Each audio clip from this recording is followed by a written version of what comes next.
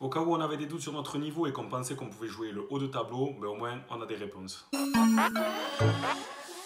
Salut à tous les Gunners, j'espère que vous allez bien malgré la défaite d'hier soir. Donc on se retrouve pour débriefer le match de Manchester City face à Arsenal. Donc City qui se déplaçait sur la pelouse des Gunners avec une équipe mise en place par Mikel Arteta plutôt étrange. Étrange pourquoi? Plusieurs raisons. Déjà une défense centrale holding Pablo Mari qui n'a pas eu beaucoup l'occasion d'évoluer ensemble. Pablo Mari qui revenait de blessure et qui retrouve directement une place de titulaire. Et Rob Holding qui avait été mis un peu de côté sur ces derniers matchs qui se retrouve également titulaire. Donc pour moi il y a déjà une légère erreur de Mikel Arteta qui, je pense, dans ce match-là, aurait dû privilégier, en tout cas, Holding, Luis, Gabriel. Moi, personnellement, j'aurais mis une défense centrale Gabriel, Rob Holding, qui pour moi correspondait plus en termes de solidité défensive à ce qu'on pouvait espérer. On a également la titularisation de Kieran Tierney qui était rentré en jeu pareil après sa blessure face à Benfica en seconde période et qui a été titularisé hier pour le choc face à Manchester City. Kieran Tierney, moi qui est un joueur que j'adore, mais c'est vrai qu'on l'a trouvé un petit peu en manque de rythme, notamment en seconde mi-temps où il n'a plus rien montré. Donc je pense que c'était encore trop tôt pour lui de jouer un match entier. Peut-être qu'il aurait fallu titulariser Cédric et faire rentrer Kieran Tierney en seconde mi-temps pour apporter justement un peu plus de fraîcheur et de profondeur. Ou Cédric, moi, que j'aurais personnellement préféré voir titulaire à droite à la place de Bellerin. Donc voilà, moi la défense que j'aurais aimé voir, ça aurait été, en supposant que Kieran Tierney commence titulaire, même si je l'aurais pas fait jouer tout le match, j'aurais sans doute fait débuter Cédric à droite, Kieran Tierney à gauche, et Gabriel Holding dans l'axe. Donc voilà, moi déjà il y avait cette défense-là que je trouvais un petit peu bizarre. Je trouvais ça osé de titulariser Holding et Pablo Mari dans l'axe, alors que c'est deux joueurs qui n'ont pas ou n'ont plus l'habitude de jouer ensemble. Et je trouve que contre une équipe du calibre de City, avec les attaquants qu'ils ont, c'était vraiment un pari trop risqué. Ensuite, au milieu de terrain, la titularisation de Mohamed Elneny, alors que je trouve que sur les dernières sorties, Ceballos faisait plutôt de bons matchs, apportait vraiment un volume de jeu intéressant. Mais je pense qu'Arteta a voulu jouer la carte défensive, c'est-à-dire que Elneny, à un moment donné, on ne savait plus s'il était troisième défenseur ou milieu de terrain. En tout cas, pour moi, sur le milieu là et sur le volume de jeu et la verticalité, il n'a rien apporté, pas de solution offensive. Voilà, moi c'est un peu ce qui m'a manqué. Je trouve que c'est quand même un bon joueur Elneny, mais pour moi dans ce genre de choc là, il valait mieux titulariser un Dani Ceballos qui apporte vraiment beaucoup de solutions offensives, qui va réussir à percuter, quelquefois même sur une touche, sur une passe, à éliminer un ou deux vis-à-vis. Donc voilà, pour moi, Ceballos, il aurait dû débuter aux côtés de Granit Xhaka dans ce match-là. C'est pour ça que je trouve que le choix Elneny, c'est un choix plutôt étrange, un choix presque Europa League. Donc voilà, je n'ai pas trop compris pourquoi Arteta voulait absolument jouer la défense à ce point-là. Peut-être que ça faisait partie de sa tactique, mais pour moi, il fallait vraiment titulariser Dani Ceballos dans ce match-là pour espérer quelque chose. Dans la composition, dans l'animation offensive, pas non plus de Lacazette et de Smith Rowe. Lacazette qui est toujours le meilleur buteur d'Arsenal, égalité avec Aubameyang, 8 buts en 21 matchs en Première Ligue. Et Emile Smith Rowe qui est le meilleur passeur d'Arsenal, notamment en Première Ligue. Donc je trouvais plutôt étrange le choix de ne pas titulariser ni Alex Lacazette qui a été mis sur le banc depuis quelques matchs, ainsi que Emile Smith Rowe qui peut-être avait un petit peu de fatigue, mais pour moi dans ce match-là, vraiment un gros choc, il faut aligner nos meilleurs joueurs. Et Lacazette et Smith Rowe, ça fait partie vraiment de nos meilleurs joueurs. C'est pour ça que moi j'aurais plutôt privilégié une attaque avec Aubameyang à gauche, même s'il est peut-être moins bon que dans l'axe.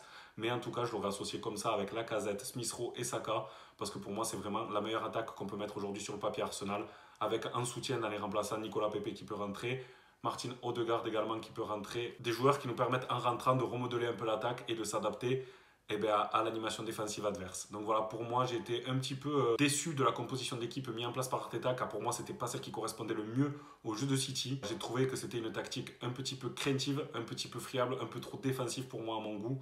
Et je pense que c'est pour ça qu'on n'a pas vu grand chose hier dans le match. Et au final, c'est un manque de concentration en tout début de match, dès la première minute, qui nous vaut l'ouverture du score de Sterling. D'un coup de tête entre Bellerin et Rob Holding. Pour moi, là, il y a quand même un gros défaut. C'est pas possible que Sterling, avec ses 1m18, puisse être tout seul sur la ligne des 6 mètres et nous mettre une tête comme ça, où il a tout le temps d'ajuster les noms. Donc voilà, pour moi, quand même, un manque de concentration et des choix d'Arteta pas forcément efficaces. Parce que oui, pour moi, ce qu'il a manqué dans ce match, c'est tout simplement de la folie. Il a manqué ce petit grain de quelque chose qui fait qu'on va chercher un score. Pour moi, bon, la tactique d'Arteta était claire, c'était de ne pas encaisser de but et d'essayer de garder le match nul le plus longtemps possible. Sauf qu'on a pris ce but d'entrée, mais on a continué à jouer comme si on essayait de garder le match nul. C'est-à-dire que défensivement, on a été plutôt solide à partir de la 15e minute. C'est vrai que le premier quart d'heure de jeu, on a été totalement largué. Mais à partir de la 15e minute, je vous ai trouvé solide défensivement. On s'est mis en danger quelques fois. On s'est fait mettre en danger quelques fois par Manchester City. Mais ce n'était pas non plus une domination excessive. On a réussi à avoir des moments de possession, mais voilà, je trouve qu'on a vraiment manqué de ce grain de folie. Les seuls moments où on a réussi à les mettre un tout petit peu en danger, c'est quand nos défenseurs ont accompagné les attaques adverses et qu'on s'est retrouvé très haut dans le camp adverse, mais ça arrivait que trop rarement. Pourquoi? Parce qu'on avait peur tout simplement. On a joué à la crainte au ventre, on a joué avec le frein en main, on a joué comme un 18e, et Manchester City nous a joué contre un 18e. C'est-à-dire qu'à partir du moment où ils ont mis le but, ils n'étaient pas inquiets du tout. Enfin, moi, j'ai senti à aucun moment qu'on les mettait en danger. Et je pense qu'eux ont eu ce sentiment-là aussi de ne jamais être mis réellement en danger. Les joueurs de City ont vraiment été dans la gestion après tout le reste du match. Voilà, on sentait que si jamais on les mettait en danger derrière, eh ben, ils auraient remis un coup d'accélérateur et qu'ils nous auraient punis. Mais voilà, c'est vrai qu'on est loin du niveau de Manchester City, que ce soit tactiquement ou techniquement, et dans les intentions de jeu et dans l'envie de jouer et de gagner les matchs. Mais voilà, ben, ça a été un test, on a vu qu'on a perdu, même si on perd qu'un 0, c'est sûr que c'est pas un gros résultat. Mais bon, un match où on perd 1-0 et où on est impuissant et inoffensif à ce point, c'est quand même inquiétant pour la suite et ça prouve qu'il nous reste encore beaucoup de travail à faire. Et je pense que Mikel Arteta va pouvoir nous mettre au travail. Je pense qu'il doit vraiment réussir les prochains mercatos, que ce soit cet été ou l'hiver prochain, pour qu'on puisse espérer mieux dans ce championnat.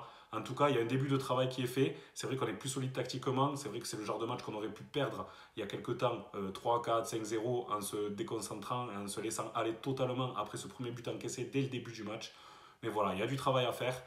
La faute à Arteta pour moi un petit peu dans ce match parce que je pense qu'il aurait dû aligner d'autres joueurs et apporter des changements aussi beaucoup plus rapidement dans le match. Je trouve que les changements ont été trop tardifs avec des rentrées de Lacazette et compagnie à partir de la 73e minute. Pour moi c'est trop tard dans ce genre de match là où on doit marquer et où on voit qu'on est totalement impuissant.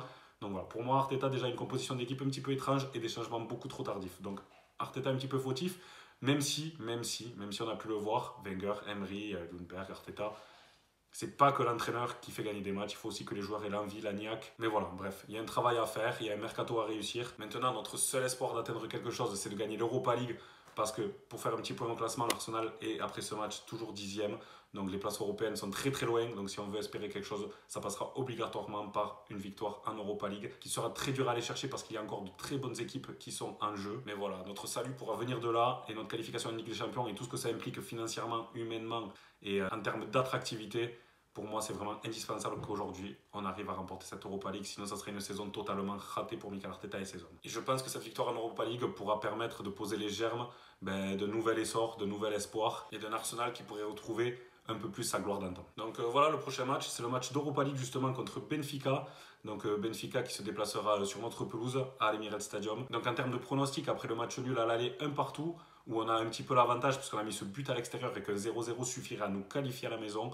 Mais je vois tout de même une victoire d'Arsenal. Je pense avec une équipe un peu plus clinquante, un peu plus à l'image de celle que j'ai pu donner dans ma composition d'équipe, avec justement des éléments qui pourraient amener ce petit grain de folie, et en tout cas des solutions offensives plus percutantes. Donc je vois une victoire 3-1 des Gunners, avec un doublé de Alexandre Lacazette et un but de Bukayo Saka. Donc n'hésitez pas à me donner votre pronostic en commentaire et à me dire ce que vous avez pensé de la vidéo tout au long. N'hésitez pas à réagir par rapport à ce que je peux dire et à me donner votre avis sur le match d'hier entre City et Arsenal sur cette défaite 1-0. Dites-moi si vous êtes d'accord avec moi sur les choix de composition, sur les choix tactiques. Voilà, n'hésitez pas à me donner votre avis.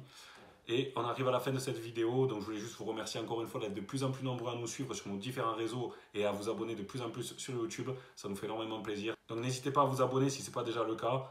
Voilà, on essaie de proposer du contenu. Il y a du contenu différent qui arrive très bientôt. On va tenter de nouvelles choses, de nouveaux types de vidéos, en lien toujours avec les clubs qu'on aime. Donc voilà, pour ne rien manquer, n'hésitez pas à vous abonner. Merci encore à tous. Et d'ici là, portez-vous bien et malgré tout, come on Gunners!